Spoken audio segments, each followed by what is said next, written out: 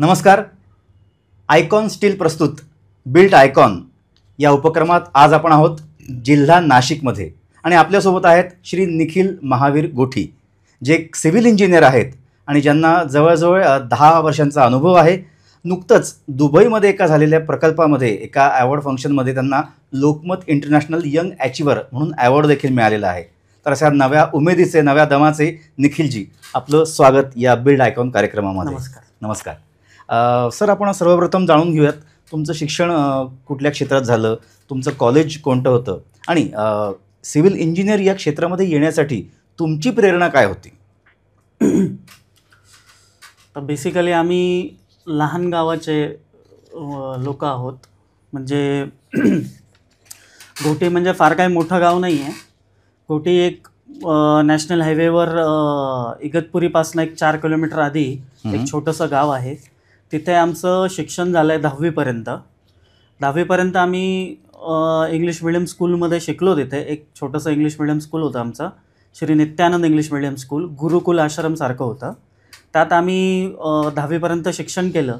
त्याच्यानंतर नाशिकला 11-12 सायन्स घेतलं. पण त्यावेळेस माझ्या डोक्यात होतं कम्प्युटर इंजिनिअरिंगचा फार फॅड चाललेला होता, कारण IT रेव्होल्युशन फार जोरात चाललं होतं त्यावेळेस. बरोबर. IT रेव्होल्युशन जेव्हा चाललं होतं तेव्हा आमच्या वडिलांनी मला 11वीत एक गोष्ट सांगितली, का काम असं करायचं का ज्याचा उपयोग की जास्तीत जास्त लोक तुझ्यामुळे जॉब तुझ्यामुळे भेटतील त्यांना, अशा लोकांशी तू असं काम कर जास्तीत जास्त लोकांना जॉब मिळेल, त्यांची रोजीरोटी चालेल. म्हणजे फार लहान तबक्यापासून तर वरच्या तबक्यापर्यंत असं तू काम कर. आणि मला असं वाटतं का आपलं बॅकग्राऊंड बघता आपल्याकडे जे रिसोर्सेस अवेलेबल आहे किंवा जे इगतपुरी घोटीमध्ये जे आहे तर तू सिव्हिल इंजिनिअरिंग केलं पाहिजे. आणि नुकतं त्याच वेळेस एक छोटं कन्स्ट्रक्शनचं काम वडिलांनी चालू केलं होतं. तर 11वी 12वी 11-12 सायन्स करताना मी RY केलं होतो, गोखले एज्युकेशन सोसायटी. अच्छा. ते करता करता मला तेव्हा ते घरी जायचो मी सुट्ट्यात, जेव्हा मी ते कामं बघायचो, पप्पांचं बघायचो का बा ते कन्स्ट्रक्शन चालू आहे असं करतायत. त्याच्यात RCC कन्सल्टंट यायचे, आर्किटेक्ट्स यायचे, काही सिव्हिल इंजिनियर सुपरवायझिंगला यायचे. तेव्हा करता करता मला ही 11वी 12वी सिव्हिलची फार आवड लागली. ते कळायला लागलं थोडंफार, त्याचा एक नॉलेज वाढायला लागला. तर मी डिसाईड केलं का पप्पा I will go for civil engineering. Okay. After that काय झालं की सिव्हिल इंजिनिअरिंगला जेव्हा मी म्हणजे हा निर्णय घेतला तेव्हा वडील म्हणाले, now you are on the right track, तो स्टार्ट युअर जर्नी. कसं आहे, 10वीत एवढी काही परिपक्वता नसते डोक्याची. 12वीत पण थोडंसं जग बघितल्यावर, थोडं छोट्याच्या गावामधनं बाहेर आल्यावर यू केम टू नो की what to do, what to not. म्हणून मग मी 12th पास करून CETचं हे करून मग मी इंजिनिअरिंगला ॲडमिशन घेतली. माझं कॅपमध्ये तेव्हा कॅप राऊंड असायचे. आय डोंट नो आता काय प्रोसिजर आहे, पण तेव्हा कॅप राऊंड असायचे पुणे युनिव्हर्सिटीचे. तेव्हा मग मला SNJB college of engineering Chandwad इथे सिव्हिल इंजिनिअरिंगला माझं सीट लागलं आणि मी तिथे ॲडमिशन घेतलं. म्हणजे एक छान विचार तुमच्या वडिलांनी तुम्हाला दिला की बेटा काम ऐसा करो जिससे सिर्फ अपना घर नहीं दूसरे का भी घर चल सके. खूप खूप सामाजिक बांधिलकीचा हा विचार आहे खरं तर. आता याच्या पुढचा प्रश्न असा विचारू शकतो की तुम्ही आता कॉलेज कंप्लीट केलं, पहिला प्रोजेक्ट मिळवताना तुम्हाला काय अडचणी आल्या किंवा तो काय अनुभव होता तुमचा? ॲक्च्युली सर असं होतं, मी 2014ला माझं सिव्हिल इंजिनिअरिंग कंप्लीट केलं. 2014ला जेव्हा माझं सिव्हिल इंजिनिअरिंग कंप्लीट झालं त्याच्यानंतर कॉलेज म्हणजे कॉलेजमध्ये दुनिया आपके इशारों पे नाचती है और जब आप कॉलेज छोड़ देते हो तो आपको दुनिया के इशारों पे नाचना पड़ता है. वाह वाह, बरोबर. क्योंकि उसके बाद मैंने देखा कि जगह जगह जाके की मुझे एक्सपिरियन्स के लिए जॉब चाहिए, मला जॉब द्या, एक्सपिरियन्ससाठी मला कुठेतरी काहीतरी कुठं नाही का जॉब द्या. तर ते इतकं डिफिकल्ट होतं, घरच्या सपोर्ट आणि घरच्या काय म्हणतात रेकमेंडेशन शिवाय कुठे जॉब मिळणं. It's very hard. But then I got a job एक ठिकाणी, शीतल साकलाजी म्हणून आर्किटेक्ट आहे, मोठे फेमस आर्किटेक्ट आहे, आणि मुकेश बम म्हणून आमचे एक सिव्हिल इंजिनियर आहेत. अच्छा. माझा भाऊ पण आहे.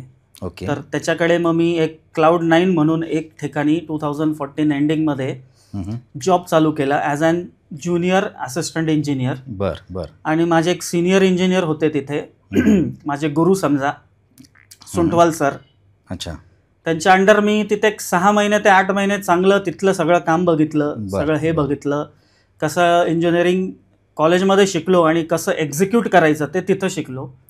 ते एक्झिक्युशन थोडंसं लक्षात आलं. बाय द गॉड ग्रेस थोडं ग्रास्पिंग पॉवर चांगलं होतं, म्हणून मी आमच्या एरियामध्ये एक काम आलेलं डॉक्टर पगारिया सरांचं. द व्हेरी फर्स्ट वर्क त्यांना हॉस्पिटल बिल्ड करायचं होतं आणि ते माझ्या घराच्या अगदी जवळ होतं. बर बर. तर त्यांनी मला अप्रोच केला, आम्ही बसलो, काम मिळालं देवाच्या कृपेने आणि that was my first work. खूप छान जो मी केलं. म्हणजे हॉस्पिटलचं काम तुम्ही पहिल्यांदा सुरुवात केलीत. हो, हॉस्पिटल. पुन्हा त्याच्यातनं एक सामाजिक बांधिलकी किंवा समाजाची एक जडणघडण, समाजासाठी एक हातभार लावणं, हा त्याच्यातनं विचार तुमचा पुन्हा एकदा जाणवलात. हे खरंच खूप छान आहे. तर मला ते सांगा की आता जेव्हा आपण हे काम करत असतो ॲज अ सिव्हिल इंजिनियर, तर तेव्हा अडचणी बऱ्याच असतात, पण त्याच्यामध्ये मुख्य अडचण ही असते की अकुशल कामगारांशी डील करणे. कारण त्यांना तेवढं प्रशिक्षण मिळालेलं नसतं, दुर्दैवाने काही शिक्षण तेवढं त्यांना मिळालेलं नसतं. तर अशा लोकांशी डील करताना तुमचा काय विचार असतो आणि तुम्ही त्यांच्या सेफ्टीसाठी, त्यांची काळजी घेण्यासाठी तुम्ही काय काय काम करता? याच्यात 2 गोष्टी असतात. पहिले तर जेव्हा एका कॉन्ट्रॅक्टर किंवा एखादा इंजिनियर काम घेतो, तर तो काम घेताना त्याचं एक सगळ्यात एक लक्षात असतं का त्याला कमी वेळात आणि कमी टाईम आणि कमी लेबरमध्ये मी जास्तीत जास्त काम कसं खेचू, म्हणजे माझं प्रॉफिट ऑफ मार्जिन वाढेल. तर ह्याच्या पलीकडे जर आपण थोडंसं टाईम एक्सटेन्शन ऑलरेडी सांगून जर केलं, आपले जे क्लायंट आहे का थोडंसं आम्हाला वेळ लागेल पण आम्ही काम प्रॉपर करू, कारण जेव्हा आपण घाई करतो ना त्यावेळेस सेफ्टी प्रिकॉशन्स आपण घेत नाही किंवा आपण चुकतो कुठं ना कुठं. बरोबर. आणि ते प्रॉब्लेम्स आपल्या वर्कर्सला फेस करावं लागतात. जिथं आपण घाई करतोय, कमी जिथं 5 माणसाचं काम आहे तिथं 2 माणसाच खेचतोय, दॅट मेक्स अ व्हेरी म्हणजे the situation becomes very difficult over there. बरोबर. अशा वेळेस तुम्ही काय करायला पाहिजे की नाही बाबा, टाइम लागणार आहे, वेळ लागणार आहे, जिथं 5 माणसाची गरज आहे तिथं 6 लावा. That will improve your work quality also आणि हळूहळू तुमचं हे व्यवस्थित वर्क पण तुमचं डन होईल आणि क्वालिटी मिळेल. बरोबर आहे. आणि ते अनएज्युकेटेड असतात, पण खरं बघायला गेलं तर मला असं आजपर्यंत कोणीच भेटलं नाही का त्याला मला डील करायला प्रॉब्लेम आला किंवा काही हे आलं. आमच्यापेक्षा उलट त्यांना एक्सपिरियन्स जास्त होतात. ठीक आहे, ड्रॉइंग रीड करणे, त्यांना समजावणे, that's a different part, but still एकदा जर त्यांना सांगितलं ते करतात कामं, कारण तेच त्यांची रोजीरोटी आहे आणि त्याच्यावरच ते जगतात. जे मिस्त्री लोक असतात, लेबर असतात. तर वन्स आपण त्यांना सांगितलं ना की ते करतात. बरोबर. सो निखिलजी, म्हणजे दुर्घटना से देर भली या विचारातून तुम्ही काम करतात. सो याच्यामध्ये अजून एक आपण फॅक्टर आपण जो म्हणतो की बजेट वर्सेस क्वालिटी, हे एक समीकरण फार अवघड असतं की जे आपल्यासाठी सुद्धा अवघड असतं आणि जो कस्टमर असतो त्याच्यासाठी सुद्धा ते अवघड असतं. तर तो समतोल तुम्ही कसा साधता बजेट वर्सेस क्वालिटीचा? एकदा जर क्वालिटी बघितली, म्हणजे मला फक्त एक वर्क करायचं होतं, एक तो डॉक्टर पगारिया सरांचं मी जी बिल्डिंग केली, मी अचीव्ह केलं ते काम टाईममध्ये, असं नाही का डिलेड झालं, पण अचीव्ह केलं. पण जी क्वालिटी आपण त्यांना देण्यात आली त्याच्यानंतर पहिले 2 कामं 3 कामं आपण जे घेतो सुरुवातीला त्याला वेळ लागतो क्वालिटी द्यायला. क्वालिटी तुमची एकदा मार्केटमध्ये सेट झाली तर तुम्ही 2 पैसे एक्स्ट्रा मागून घेणे आधीच, की ज्याच्याने तुमच्याकडे एक्स्ट्रा लेबर लागले, काही लागलं तर तुम्हाला तो तुमचा प्रॉफिटमध्ये लॉस नको. बरोबर. आणि तुमचं नाव झालेलं असतं, तुम्ही क्वालिटी दिलेले असतात, तुमचे व्यवहार जर चांगले असतील तर तुम्हाला 2 पैसे, म्हणजे आपण म्हणतो ना एखादा ब्रँड सेट होतो. बरोबर. तर ब्रँडला लोक पैसे देतात, पण तोच माणूस जर रस्त्यावर बसलेला असला तर त्याला पैसे मिळणार नाही. बरोबर. तर मेक युअर सेल्फ ब्रँड. तसं तुम्ही क्वालिटी द्या, तुम्ही चांगलं वागा, व्यवहार चांगले ठेवा आणि त्या हिशोबाने मग तुम्हाला पैसे जास्त मिळतात, तुमचं टायमिंग पण अचीव्ह होतो आणि प्रॉफिट ऑफ मार्जिन पण मिळतो. निखिलजी, आता पुढचा एक वेगळा प्रश्न की आत्तापर्यंत 10-12 वर्षांचा तुमचा अनुभव आहे सिव्हिल क्षेत्रामध्ये, तर याच्यामध्ये तुमचा एखादा आयकॉनिक प्रोजेक्ट किंवा सगळ्यात लक्षात राहिलेला, म्हणजे तुम्ही मगाशी हॉस्पिटलचं सांगितलं, तर तो सोडून असा कुठला प्रोजेक्ट आहे का जो तुमच्या जास्ती लक्षात राहिला? आता नुकताच मी आमच्या घोटी सिन्नर रोडवर निर्वाणा नॅचरोपॅथी म्हणून एक काम केलं आहे. निर्वाणा नॅचरोपॅथी सेंटर आहे. तो पूर्ण 12 एकरचा परिसर आहे. बर. त्या 12 एकरच्या परिसरमध्ये आम्ही जे काम केलं ते गौशाळेचं काम केलं. वा. मेडिटेशन सेंटर्स केले.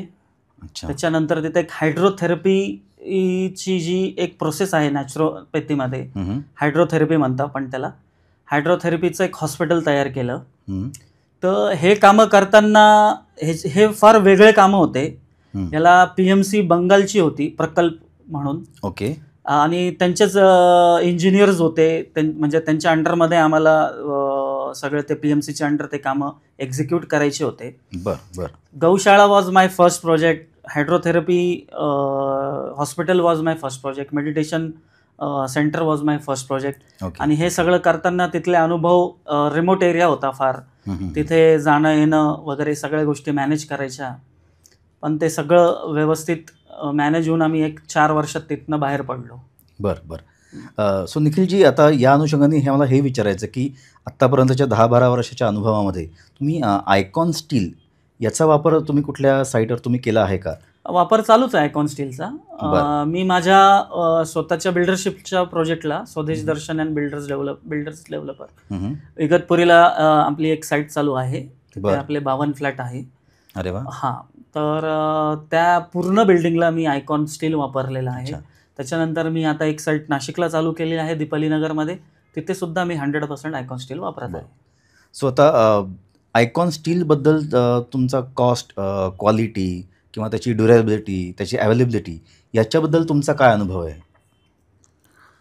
बघा सर, कॉस्ट, ड्युरेबिलिटी आणि अवेबिलिटी या तिन्ही गोष्टी आम्ही ज्या अनुभवल्या, तर 101% मला जेव्हा लागलंय, जेव्हा मला गरज आहे, मला मटेरियल अवेलेबल झालं आहे माझ्या वेंडरकडनं. बरं. आशिषजी चोरडी इगतपुरीमध्ये असतात ते. ओके. त्यांनी आम्हाला ते मटेरियल मला अवेलेबल करून दिलेलं आहे.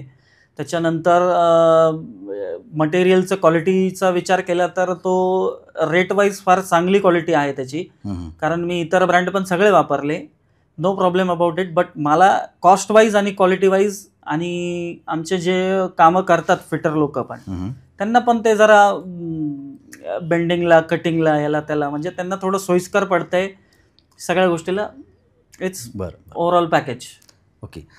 निखिलजी, अजून एक जवळचा प्रश्न आता असा मला विचारायचा आहे खरं तर. म्हणजे तुम्ही सुरुवातीला सांगितलं की तुम्ही वडिलांचं स्वप्न पूर्ण करण्यासाठी या क्षेत्रामध्ये उतरलात. म्हणजे वडिलांचं स्वप्न, वडिलांची शिकवण घेऊन तुम्ही तुमची स्वप्न रंगवलीत आणि ती पूर्ण पण केलीत. आणि तुमची स्वप्न पूर्ण करताना तुम्ही इतरांची, म्हणजे समाजाची किंवा ज्यांना राहायची गरज आहे, आता हॉस्पिटल आहे किंवा काही शाळा, तुम्ही गोशाळा बांधल्या, तर त्यांची पण स्वप्न तुम्ही पूर्ण केलीत. तर असं तुमचं पुढचं स्वप्न कुठलं आहे किंवा तुमचं व्हिजन कुठलं आहे, जेणेकरून आपण आपल्या नाशिक जिल्ह्याचा अजून पुढचा विकास कसा करू शकतो गेल्या पुढच्या 15-1 वर्षामध्ये? नाशिक जिल्ह्याचं जसं बघायला गेलं तर डेव्हलपमेंट ही चांगल्या लेवलला चालू आहे. आता मला असं वाटतं का थोडं माझं एक स्वप्न आहे का इथे IT पार्क यावा. बरं. IT पार्क आला की थोडे बाहेरचे लोक, अजून नाशिकची जी ओळख आहे जिल्ह्याची, ही जी ओळख आहे ही यंगस्टरसाठी काही तशी ओळख झालेली नाही.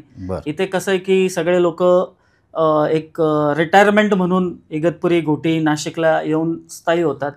का आयुष्यभर काम केलं, आता थकलो, Nashik is a safe city and it's silent city आणि मी इथं स्थायी होईल, असं एक नाशिकचा इमेज झालेली आहे. तर याला चेंज करण्यासाठी काही IT पार्क्सची गरज आहे, काही मोठ्या मोठ्या इंडस्ट्रीजची गरज आहे. ते थोडंफार ते जॉईन झालं की जशी पुण्याची डेव्हलपमेंट झाली त्याप्रमाणे इथे ती डेव्हलपमेंट राहील. आणि नाशिकला खूप खूप जागा आहे, खूप स्पेस आहे नाशिकला. पुढच्या 20 वर्षापर्यंत नाशिकची स्पेस संपणार नाही, एवढी स्पेस आहे नाशिकला, म्हणजे नाशिक जिल्ह्यात आणि नाशिकमध्ये. त्यात मुंबई कनेक्टिव्हिटी चांगली आहे, रिलिजियस प्लेस आहे, म्हणून रिलिजियसली पण तो तसं डेव्हलप झालं पाहिजे आणि इंडस्ट्रीज पण डेव्हलप झाल्या पाहिजे. प्लस सस्टेनेबल आपण ग्रोथ म्हटलं तर इथली जी ग्रेप वाईनरी आहे त्याच्यानंतर कांद्याचा आजूबाजूला जो निफाड तालुका आहे, इगतपुरी तालुक्यात आमचा राईसचा जो हे आहे, तर ह्या गोष्टीला थोडं गव्हर्नमेंटनी हेल्प केलं तर ते अजून फ्लरिश होईल. म्हणजे आता तुम्ही गव्हर्नमेंटचा विषय काढला तर म्हणजे शासनासाठी काही तुमच्याकडनं सजेशन्स आहेत किंवा शासनाचे आता जे काही प्रकल्प चालू आहेत त्याच्यामध्ये तुमचं काही योगदान आहे का? शासनाचं मी अजून एक काही गव्हर्नमेंट काम हे काही केलेलं नाही. बरं बरं. पण किंवा सुधारणा जर का व्हायच्या असतील तर असे कुठले एरियाज आहेत? आमच्या तालुक्यातच गरज आहे भरपूर. बरं बरं. आमच्या इगतपुरी तालुक्यात महाराष्ट्राचा सगळ्यात हायेस्ट लेवलचा पाऊस पडतो. म्हणजे महाराष्ट्राची चेरापुंजी म्हणून इगतपुरी तालुका ओळखला जातो. नक्कीच नक्कीच. पावसाचं माहेरघर अशी उपमा दिलेली जाते. पण आमच्या तालुक्यात 15-15 दिवस आम्हाला नळाला पाणी येत नाही. बरं बरं. ज्या आदिवासी आमच्या बंधू आहे, भगिनी आहे, त्या 2-2, 3-3 किलोमीटर लांबून हांड्यांवर पाणी घेऊन येतात. डॅम आहे पूर्ण इगतपुरीत जो पाणी पडतो तो पूर्ण BMCच्या अंडर जो डॅम आहे वैतरणा डॅम, तो मुंबईला जातो तो पाणी. छोटे मोठे बाकी आमचे ट्रिंगलवाडी डॅम, भावली डॅम, हे पाणी आम्हाला भेटतं काही. पण त्यात पण मॅनेजमेंट इतकी प्रॉपर नसल्यामुळं 15-15 दिवस पावसाळ्यात सुद्धा आम्हाला नळाला पाणी येत नाही. अच्छा. माझ्या डोक्यात आहे का याचं काहीतरी प्रॉपर सोल्युशन करण्यासाठी काही एक्स्ट्रा डॅम बिल्ड करावे लागेल का, आपल्याला इरिगेशन पाईपलाईन्सचं काही व्यवस्थित काही नियोजन करता येईल का, ह्याच्याकडे शासनाने फोकस करायला पाहिजे. आमच्यासारखे काही तालुक्यातले म्हणजे आमच्यासारखे म्हणजे जे काही इंजिनियर्स आहेत, अजून काही कोणी ज्यांना या कामाचा अनुभव आहे, जिथं हे कामं सक्सेसफुली एक्झिक्यूट झाले आहे, असे लोक सोबत घेऊन ते काहीतरी त्याचा मार्ग लावला पाहिजे. बरं. आता याच अनुषंगाने आपण जाता आता एक शेवटचा प्रश्न विचारूयात. आता तुम्ही स्वतः तरुण आहात, तडफदार आहात आणि छान तुम्ही स्वप्न रंगवता आणि ते स्वप्न पूर्ण पण करता. तर असेच आपले जे नवीन तरुण आहेत जे या क्षेत्रात आत्ता आहेत किंवा येऊ इच्छितात त्यांच्यासाठी तुम्ही एक वन लायनर एक संदेश काय देऊ शकाल? वन लायनर संदेश की जेणेकरून या क्षेत्रात त्यांना यावंसं वाटेल आणि काहीतरी करावं असं वाटेल, असं तरुणांसाठी तुमच्या साईडने एक काय मेसेज? मला मी जो इन्स्पायर झालो तोच वन लायनर संदेश होता का काम ऐसा करो जिससे म्हणजे काम असं करा की तुमच्यामुळे हजारो लोकांना परत काम मिळेल, त्यांची रोजगारी चालेल. बरं का? त्या हिशोबाने मला असं वाटतं का कन्स्ट्रक्शन फील्ड ही सगळ्यात मोठी फील्ड आहे जॉब देणारी. प्रत्येक तबक्याला जॉब मिळतो म्हणून कन्स्ट्रक्शन फील्ड ही सुंदर फील्ड आहे.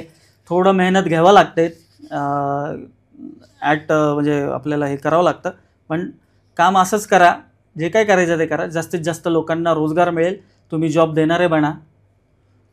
बरं. आणि हे व्हा. सर, तुम्ही खूप छान विचार मांडलेत आणि खरंच म्हणजे या सगळ्या विचारांमुळेच आणि तुमच्या म्हणजे झोकून द्यायच्या वृत्तीमुळेच तुम्हाला ते जे अवॉर्ड मिळालेलं आहे दुबईमध्ये लोकमत इंटरनॅशनल यंग अचिव्हर म्हणून, तर ते खरंच कौतुकास्पद आहे आणि त्याबद्दल तुमचं खरंच अभिनंदन आणि खरंच म्हणजे क्रेडिट आहे तुमचं ते. तर श्रोते, आत्ता आपल्याबरोबर होते निखिल महावीर गोठीजी, नव्या दमाचे आणि नव्या रक्ताचे आहेत आणि घरच्यांची शिकवण, घरच्यांची स्वप्न पूर्ण करत करत स्वतःचं स्वप्न पूर्ण करून इतरांचीही स्वप्न पूर्ण करण्याचा त्यांचा उद्देश आहे. तर हा एक खूप छान सामाजिक बांधिलकीचा विचार त्यांनी आपल्याला दिलेला आहे बिल्ड आयकॉन या प्लॅटफॉर्मवर. धन्यवाद.